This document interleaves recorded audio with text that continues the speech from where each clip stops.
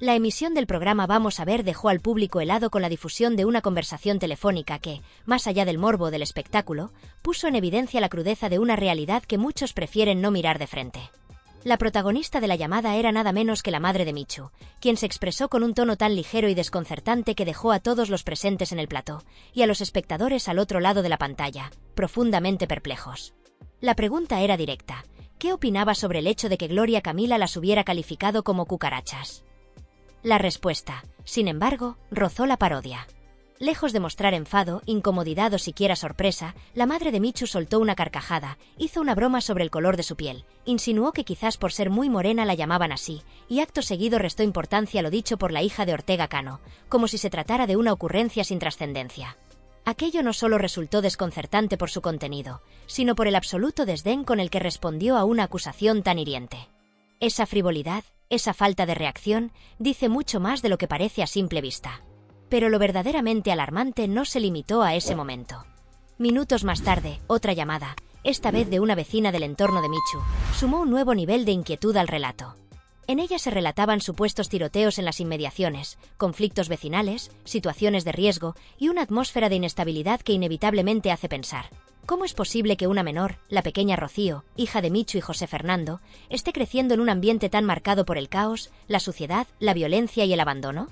La pregunta, que se hacían tanto los colaboradores como el público, no tenía una respuesta clara, pero sí una certeza demoledora: algo va profundamente mal. Mientras tanto, en el plató, los tertulianos trataban de digerir lo que acababan de escuchar. Marta López, entre otros, manifestaba su asombro no solo ante la llamada en sí, sino ante la figura de Tamara, una mujer que, a pesar de ser objeto constante de durísimas críticas, parece inquebrantable. Ningún comentario la perturba, ninguna acusación la hace dudar. Continúa su marcha mediática como si el entorno no existiera, como si los vínculos familiares, las heridas abiertas, el sufrimiento que provoca, no tuvieran el menor peso.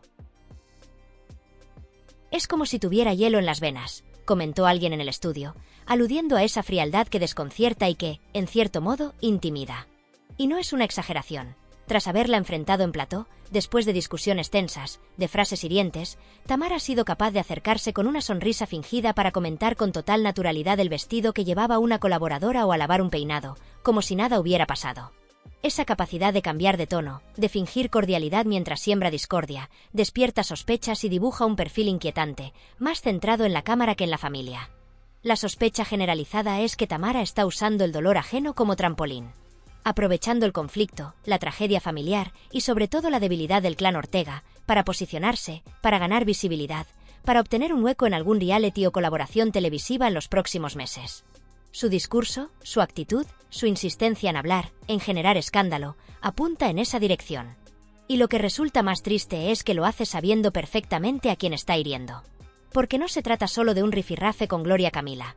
En el fondo, todo golpe dirigido a ella repercute directamente en José Fernando, en su hija Rocío y en el precario equilibrio emocional de una familia que lleva años sobre el alambre.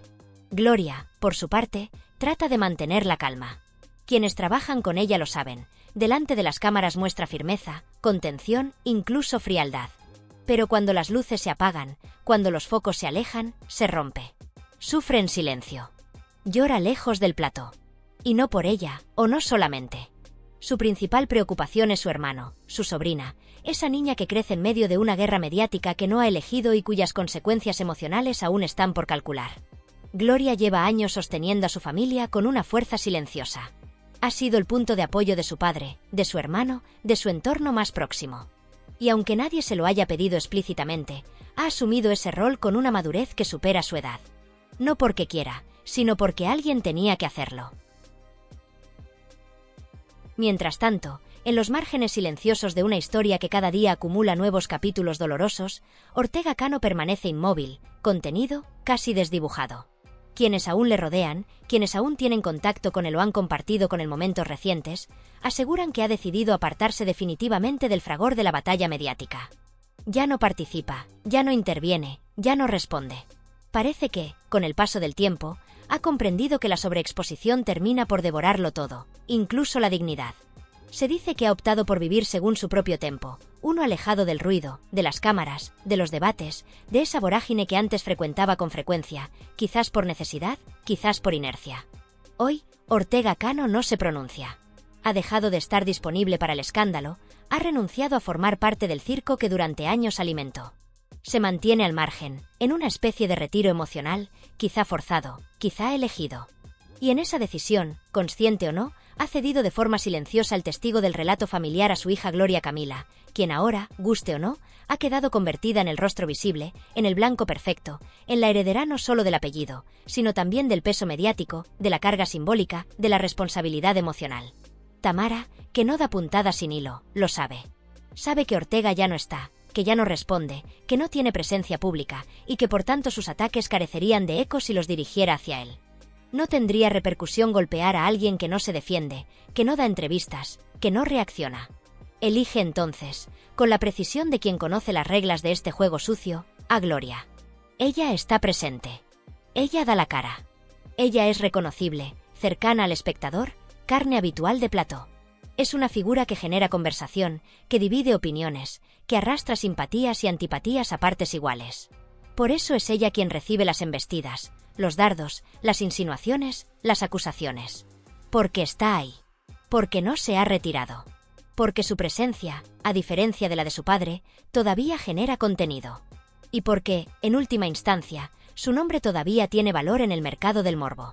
Pero lo verdaderamente trágico es que detrás de este espectáculo continuo, de esta coreografía perfectamente montada para captar audiencia, se oculta una realidad infinitamente más triste, más gris, más sucia. Porque más allá del show televisivo, del entretenimiento fácil, del salseo que tantos consumen con voracidad, hay una historia profundamente rota. Una historia de abandono, de deterioro afectivo, de vínculos familiares resquebrajados, de niños atrapados en conflictos de adultos, de responsabilidades que nadie quiere asumir, de heridas que se exhiben como trofeos. Una historia donde una madre, en lugar de proteger a su hija y a su nieta, aparece en directo banalizando una acusación racista con una risa absurda, ridícula, casi ofensiva. Una historia en la que una menor vive rodeada de testimonios que hablan de tiroteos, de suciedad, de marginalidad, y sin embargo sigue allí, como si su bienestar no tuviera ningún valor real para nadie. Una historia en la que los que deberían protegerla discuten entre sí mientras el resto del país los observa como si se tratara de una telenovela interminable. La llamada telefónica de la madre de Michu no fue un simple momento incómodo en televisión. No fue una anécdota que se olvida con el siguiente bloque publicitario. Fue, en toda regla, el retrato más nítido de una descomposición. Fue la evidencia de hasta qué punto hemos normalizado lo inaceptable. La risa con la que respondió, el tono casi burlón con el que trivializó una acusación de carácter racista, no fueron otra cosa que la manifestación clara de una sociedad emocionalmente anestesiada. Una sociedad que ha perdido el sentido de la gravedad. Que ya no distingue lo ofensivo de lo anecdótico, lo doloroso de lo gracioso, lo real de lo representado. Esa llamada fue un espejo. Y lo que vimos reflejado en él no fue otra cosa que miseria emocional. Porque no se puede ver eso y continuar como si nada. Porque no se puede escuchar a una madre reírse de algo así sin preguntarse, aunque sea por un instante, qué clase de entorno puede estar rodeando a esa niña que, sin comerlo ni beberlo, aparece constantemente en boca de personas que no parecen pensar nunca en ella. Mientras tanto, Tamara continúa. Continúa hablando, continúa sembrando polémicas, continúa generando contenido que la mantenga vigente. Cada intervención suya está medida. Cada frase que lanza está dirigida a alimentar el algoritmo del escándalo. Cada aparición pública responde a una estrategia que, aunque simple, es efectiva. Provocar, dividir, posicionarse, mantenerse en pantalla. Porque hoy en día, para muchos, la presencia constante en los medios es más importante que la verdad, que el respeto, que el cuidado. Tamara juega a eso. Y lo hace bien. Pero su juego tiene un coste, y ese coste lo pagan otros. Lo paga Gloria, que carga con un apellido y con una historia que la supera. Lo paga José Fernando, que probablemente ya no quiere saber nada pero no puede evitar oír. Lo paga Rocío, que crece en medio de todo esto sin saber aún lo que significa realmente su nombre en esta historia. Porque ella aún no entiende lo que ocurre, pero lo sentirá. Y lo sufrirá. Y cuando crezca, cuando tenga la edad suficiente para comprender, descubrirá que mientras ella jugaba, los adultos se destruían públicamente en su nombre. Gloria aguanta como puede. Su gesto serio, su forma contenida de expresarse, su actitud fría, no son más que un mecanismo de defensa ante una situación que la desborda. Sabe que cada palabra suya será analizada con lupa. Sabe que cada emoción mal expresada será usada en su contra. Ha aprendido a contenerse, a blindarse, a sobrevivir.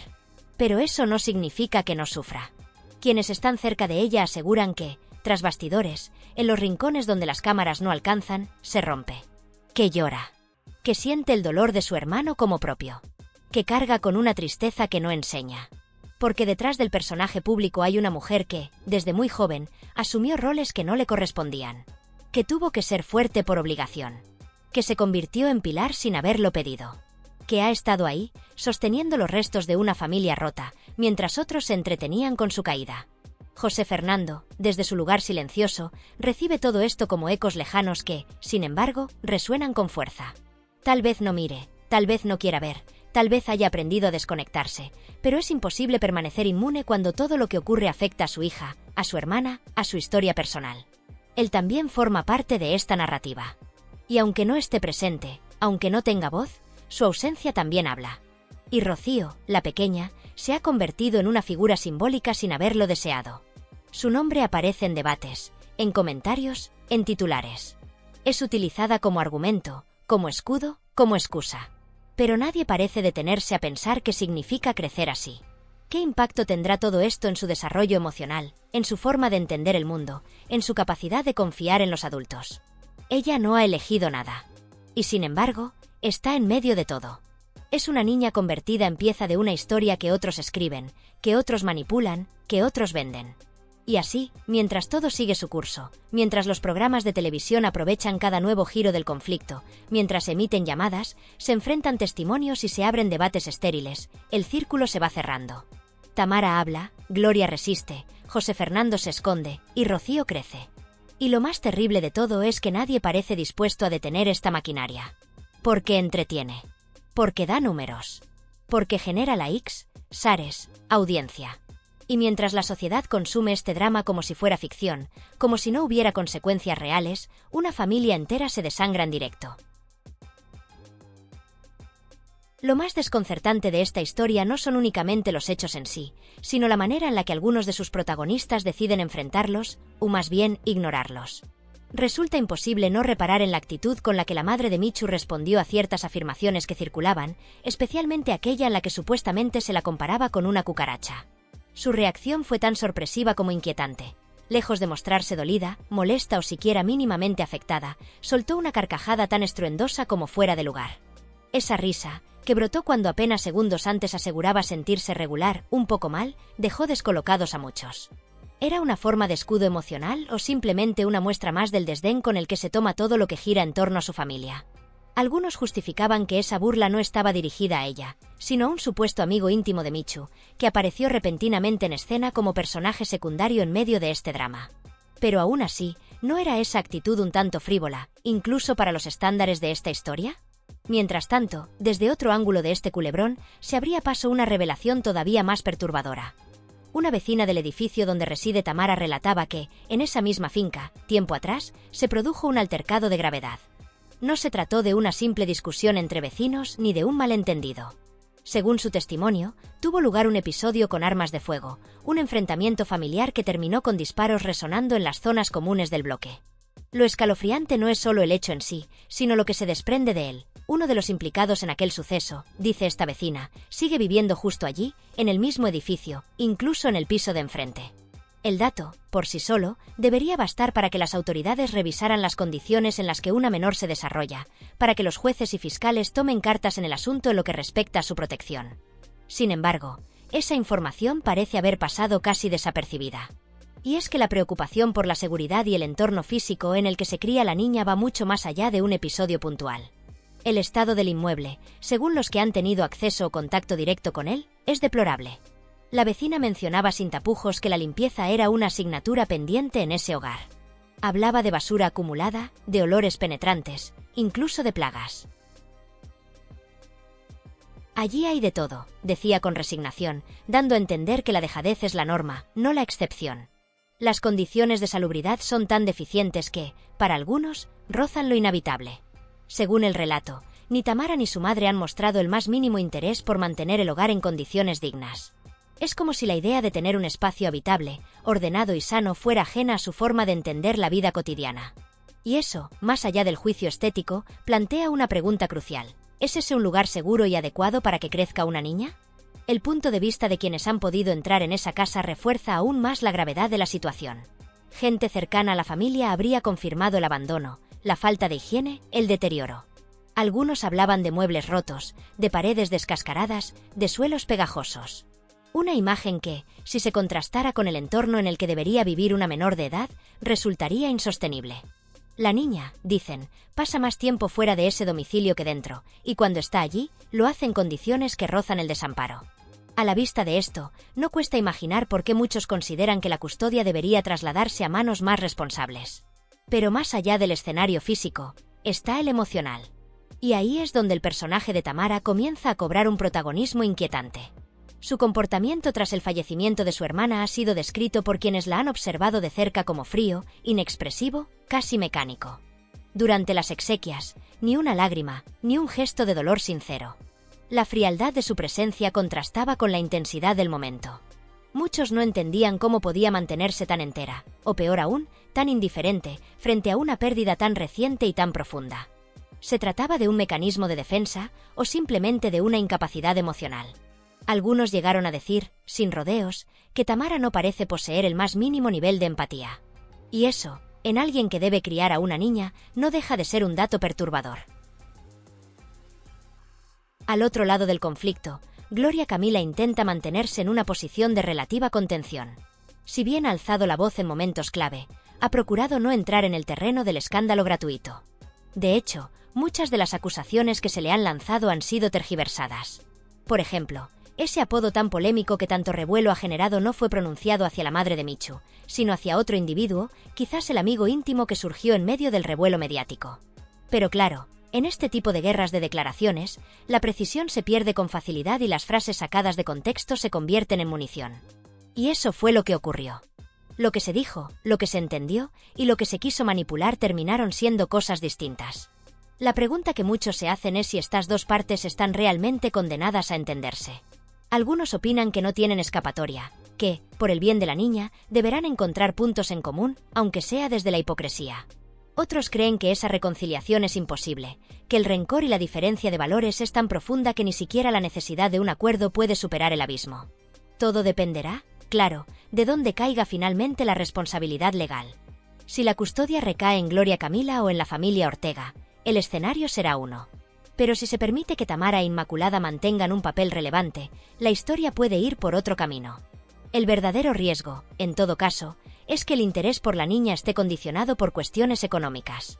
Hay quienes sugieren que si no hay dinero sobrevolando la situación, quizá Tamara y su madre se desvinculen por completo. Y no sería la primera vez. Mientras tanto, la madre de Michu parece haber optado por una postura de precaución. Quizá alguien cercano le haya recomendado no escalar más el conflicto, esperar, mantenerse al margen y no alimentar más la confrontación pública. Esa contención puede ser vista como una estrategia o como una renuncia, según cómo se mire. Pero lo que está claro es que contrasta con la actitud de Tamara, quien sigue actuando por libre, sin filtro, sin medir consecuencias, sin importar cuántos puentes queme a su paso. Este caso, más allá del espectáculo, deja un sabor amargo. No se trata solo de una disputa entre adultos, ni de un rifirrafe televisivo más. En el centro de todo esto hay una niña que no eligió estar en medio de este conflicto, que no pidió ser utilizada como moneda de cambio ni como tema de tertulias. Y sin embargo, ahí está, convertida en argumento, en titular, en excusa. ¿Qué quedará de ella cuando todo esto termine? ¿Qué heridas quedarán abiertas cuando las cámaras se apaguen y el interés público se desplace a otro escándalo? ¿Quién velará realmente por su bienestar cuando el plató se quede vacío? Es ahí donde esta historia deja de ser entretenimiento para convertirse en una advertencia. El precio de la fama mal entendida, de la exposición sin límites, de la frivolidad mediática, puede ser devastador. Y lo más triste es que, como siempre, quienes menos culpa tienen son los que terminan pagando el precio más alto.